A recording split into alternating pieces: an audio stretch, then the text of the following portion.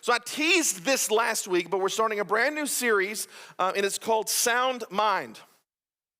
And we're really going to tackle over the next 6 weeks getting mentally fit, everybody. So next week, I'll just kind of tell you the layout of the series. Next week, we're going to talk about stress. And the American Psychological Association says there's 4 major causes of stress. And the 4 major causes are relationships, time, busyness, work, and money. Those are the 4 big issues. So we're going to talk about each of those individually and how do we address those stresses specifically. We're going to wrap up this series talking about depression. And I know some of you are drowning in depression, and I know you know that I know a little bit about depression, having struggled with that myself. And so I've got some real tools. I want to throw you a life raft. Just hang with me for a few weeks, okay? We're going to get there. But today we're talking about worry. Worry, which I know a lot of us do. Worry comes from an old English word meaning to strangle. So it feels like I'm choking. Am I going to be okay? Is everything all right? It just feels like you're grasping for air. What worry does is worries about something that hasn't happened yet. But we're afraid it's going to happen. And so we're bringing a future emotion into the present. And here's the problem with that. It's kind of like Pastor Josh. He's so worried about this national championship game. So let me tell you let me tell you the true story so you don't feel sorry for him, okay? So in week 1, if you don't know, we did a church-wide March Madness tournament, and a lot of you participated. I'm glad y'all did. And I said, whoever wins gets to punish the staff member of their choice. Well, the only way to guarantee that we're not the staff member is we had to participate. And so we all did our own brackets. And I was up at the top after week 1. In the middle of week 2 at Easter time, Josh jumped me. And he was number 1. He had Duke going all the way. Whatever. But I was a little nervous. And so I was on the porch and I said, hey, let's make a truce. Because every other staff member was way down there. I said, hey, I won't pick you and you don't pick me. And he said, no, I'm getting you. So guess who's in first place now? So right after Duke loses, he texts me and he goes, I'm so glad we made that truce. I'm like, no. No.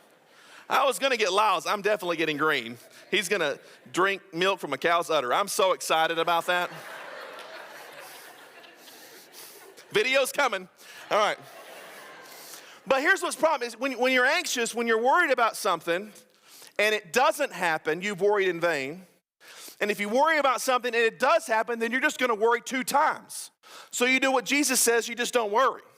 I'm just not going to worry about tomorrow. Tomorrow will worry about itself. Each day has enough trouble of its own.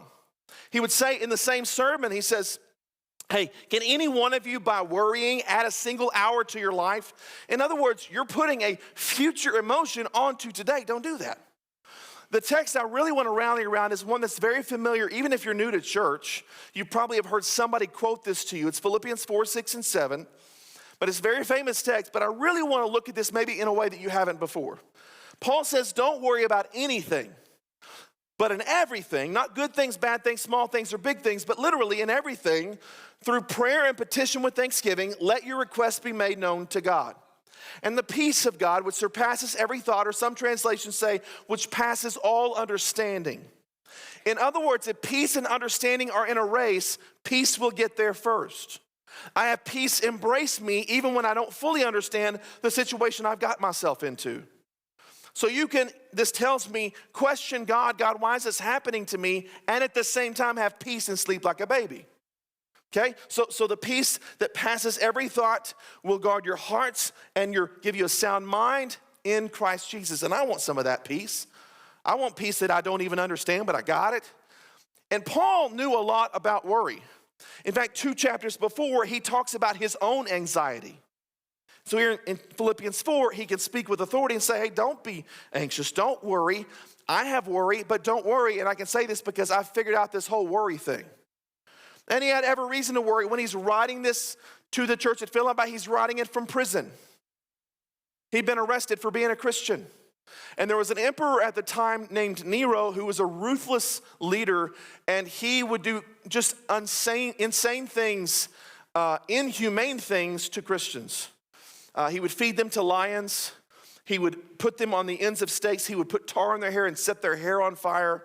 And so Paul is, and that's how Paul died. Paul ended up being beheaded by Nero. But this entire time he's in prison, he's thinking, is this the day that Nero's going to spontaneously summon me for my execution? So I don't know, today might be my last day. I could be worried, but I'm not going to worry. And so, Paul, how do we do that? How do we navigate our own Neros, our own problems in our lives? Well, he says the first thing you got to do is you got to have some prayer and some petition. You got to pray about it. Give it to God. And I know that's where some of you have gone, well, I've done that. I've done the check. I've prayed about it. It's not, are you serious? Read that what you're supposed to do? Yes. In fact, 1 Peter would say something similar. He says, cast all your anxiety on him because he cares for you. And I looked up the word cast in a Greek lexicon because the Greek language is about 4 times more verbose than the English language, and it literally means to throw on. And that's why the Phillips translation of this same verse says you can throw the whole weight of your anxiety, the whole weight of your worry upon him, for you are his personal concern. If you're taking notes, here's your first blank. Throw your worry on God. I like that better than pray about it. Because some of you have prayed about it, but you haven't thrown it on him. Let me illustrate that. I think this would be better if it was visual. Okay. So when you pray about it, sometimes you try to co-control it with God. Like, we're going to do this together. I've heard some people that go, God, I know you're busy. You got a lot on your plate, so I've got a need for you, and here's how I'd like you to do the need. You just kind of give them the play-by-play, and God don't work that way. So what you have to do is you have to throw it, right? We have to throw it. And when we throw it, it's not mine anymore. Are you tracking? I don't have access to the ball. It's gone. So when I have a worry or have an anxiety, I throw it away. And now my glove is empty. I don't have anything to worry about because it's not on me anymore. Now what I've seen some people do is they'll throw it on God, but God doesn't act quick enough or maybe in the way that you wanted, and so we'll ask for it back, right? He was so nervous about this, we had to practice this before church started. I'm going to break the TV. But we'll get it back. No, you got to throw it and leave it. Say, God, this is yours. I'm giving this to you. It can't be your problem and God's problem at the same time. Give it to God. Throw it on him.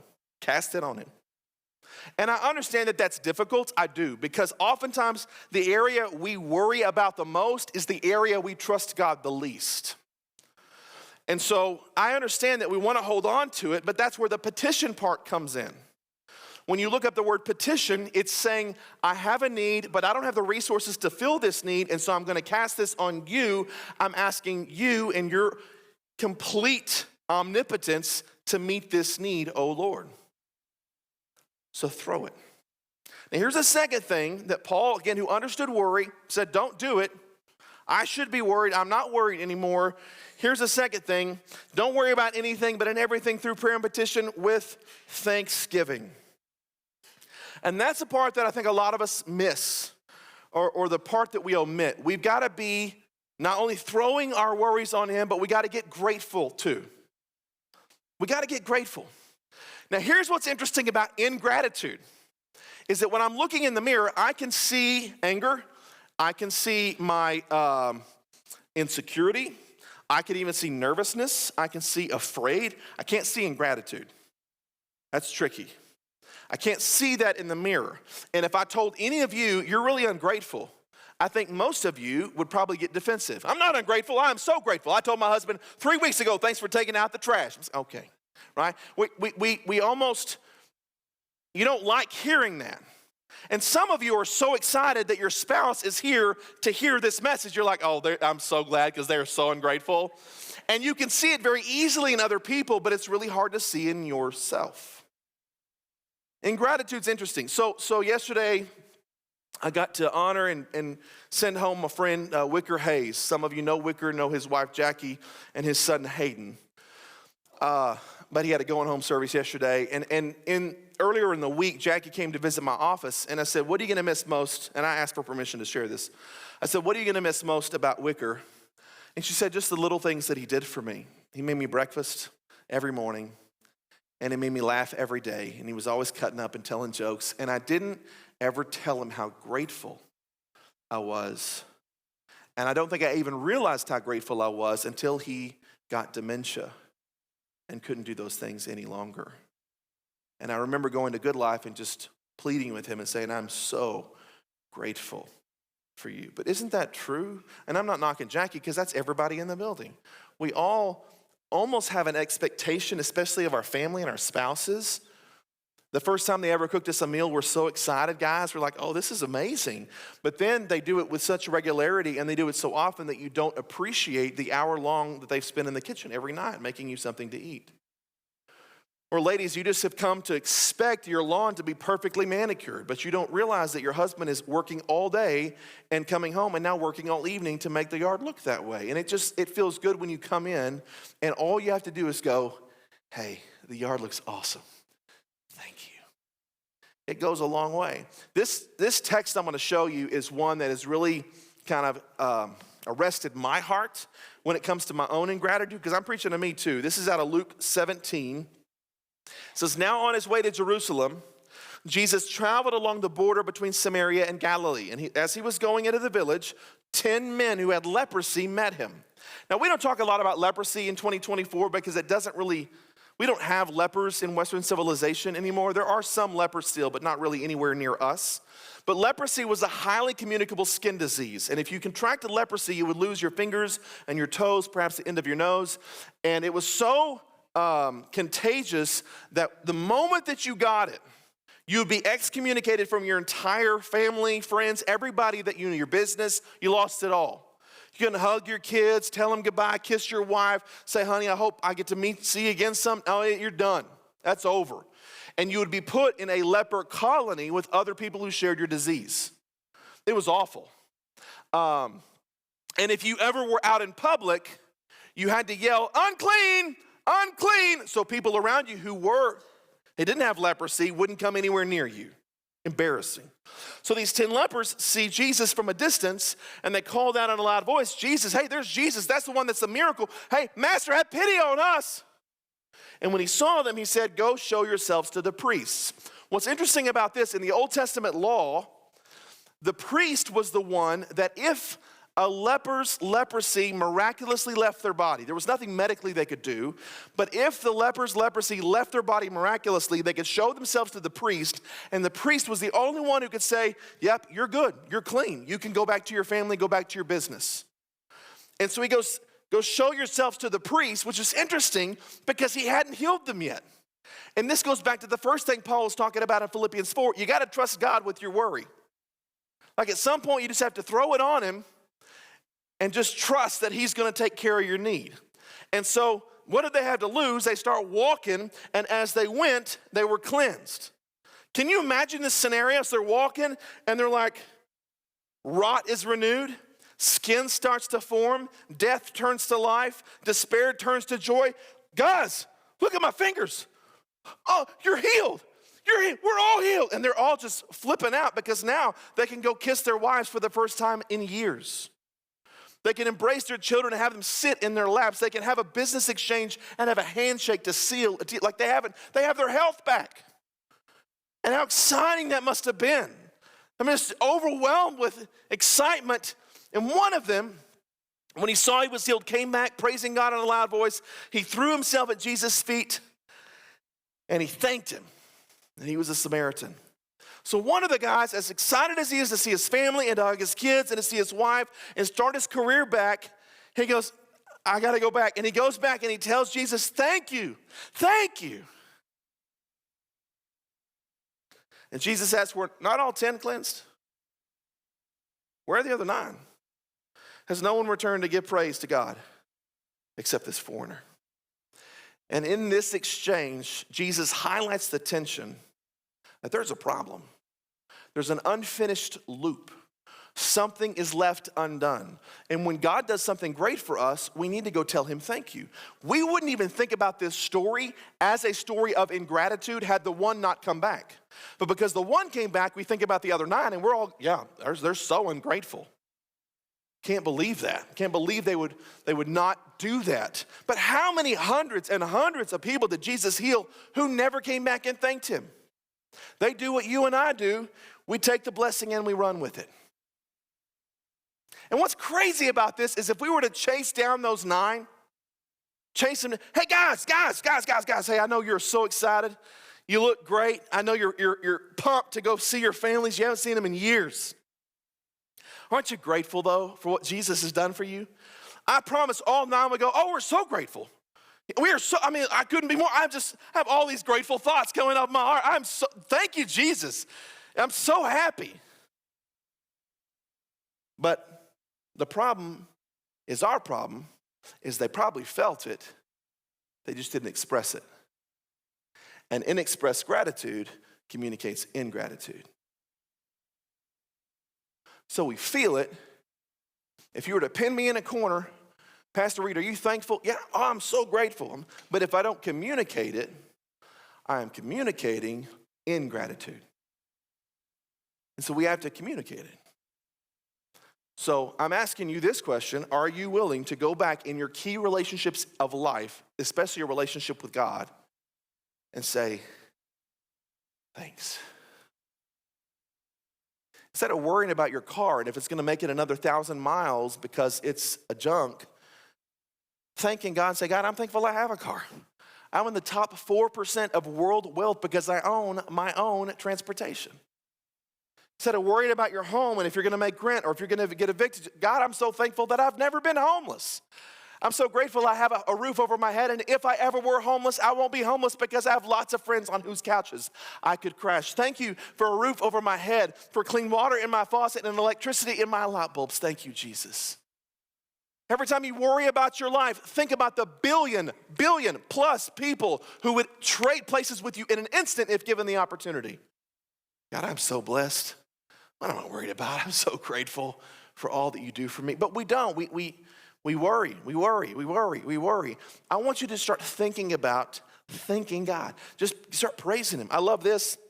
Psalm 68:19, blessed be the Lord who daily loads us with benefits, the God of our salvation. But that's the problem I said a minute ago, is familiarity breeds ingratitude. It just happens so often. We're every day, God just blesses. His mercies new every morning. When was the last time you got up in the morning and said, God, thanks for your grace. I messed up last night, but I woke up and I'm forgiven by you. Thank you for your grace. Thank you for giving me second chance after 7,000th chance. Thank you, God. You're so good. Thank you for a church family that loves me and a pastor that believes in me. Thank you that I get to worship you in a country where it's free to do so. Thank you for your grace, which is sufficient, your kindness, which leads to repentance. Thanks for listening to me. Thank you when I call upon your name, you hear me. Thank you when I draw close to you, you draw close to me. Thank you for responding to my prayer needs. Praise the Lord, O my soul. All my inmost being praise his holy name. Praise the Lord, O my soul, Psalm 103 says. And forget not all of his benefits, who forgives all my sins and heals all my diseases. Let's praise him. Let's thank him. God, I'm so grateful for you. Let's praise him. So I ran across this a couple of months ago, knowing I was teaching this today, and I've been waiting to share this with you because this is so good. So Dr. Robert Emmons and Dr. Michael McCullough in 2004 did some research on gratitude as it relates to anxiety in the brain. 2 psychologists, and they did some incredible work. And they recorded their works, their findings, in the Little Book of Gratitude. You can buy this. It's actually a little book. It's very, very thin. You can read it pretty quickly. But these doctors of psychology, they use a lot of really fancy science names like amygdala and neocortex and brainstem. I don't know what that means. But anyway, I'm just going to trust that they're smarter than me. And what they figured out is that gratitude not only lessens stress, which we're going to talk about next week, but gratitude, catch this, gratitude and worry or anxiety cannot exist in your brain at the same time because they use the same part of the brain. And so you can have both, but they have to interchange. They're mutually exclusive. They can alternate, but they can never exist in your brain at the same time. So here's how I'd love to say it. If you get worried, just get grateful. Just get grateful, because you can't be worried and grateful at the same time. Your brain it can't compute those two different. I'm just going to get grateful. And I would encourage you to get grateful in the area that you're worried, right? So if you're worried about your marriage, God, I'm so grateful that I have a husband that comes home to me every night. Right? Just try to figure out something that you can get grateful for, and some of that worry will wither away. Let me give you really quickly, because I love application. I love helping you just with easy things that you can actually do and apply. I'm going to give you 5 quick things that you can do to practice gratitude. The first is to write a thank you note. Write a thank you note. Those go a long way, right? I still have some handwritten thank you notes that people have sent me years ago. I keep them. That's weird, but I do because it means a lot to me. Right? I know it took time for them to pin that out. Write a thank you note. I was talking to a woman earlier this week, and she was frustrated because her husband never communicated his gratitude. And she said, I just don't feel like he's proud of me. And so I just tried to affirm her a little bit, and I said, and I knew I was preaching this, I said, you need to get him here on Sunday because we're going to talk about unexpressed gratitude communicates ingratitude. And she just said, well, I just wish somebody would thank me. I said, well, write yourself a thank you note. And that seems silly, but do it. Hey, thank you. And just write yourself a thank you note. And I said, if you want to be snarky, put it on the fridge so he'll see it. Try it. I'm just going to write you a thank you note. All right, here's the second one, is keep a gratitude journal. And so my wife does this, and I think this is super helpful. So you can write in it every day, every morning, every night, whatever. Just write things you're grateful for. And then when you have those moments of anxiety that come upon you, or moments of negativity that seem like they're very oppressing, you can just read through all the things that you should be grateful for. God, you're so good. Look at all the page after page after page after page after page.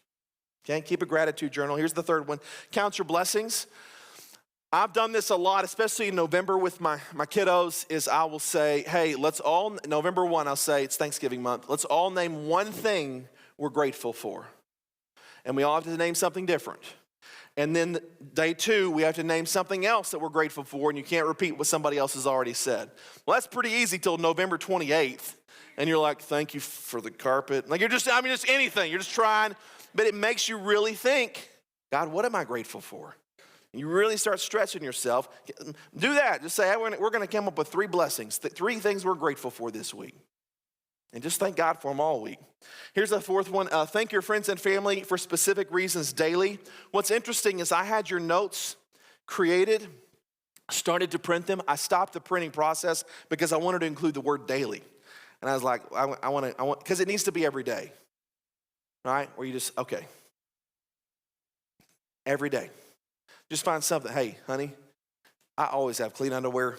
Thanks. All right? Just thanks. Thanks. Because you don't want her to ever go, well, he didn't ever appreciate me, and I'm not going to do his underwear, and he's going to have to go commando. Like, don't. Just thank her, all right? Or thank him. Just thank him.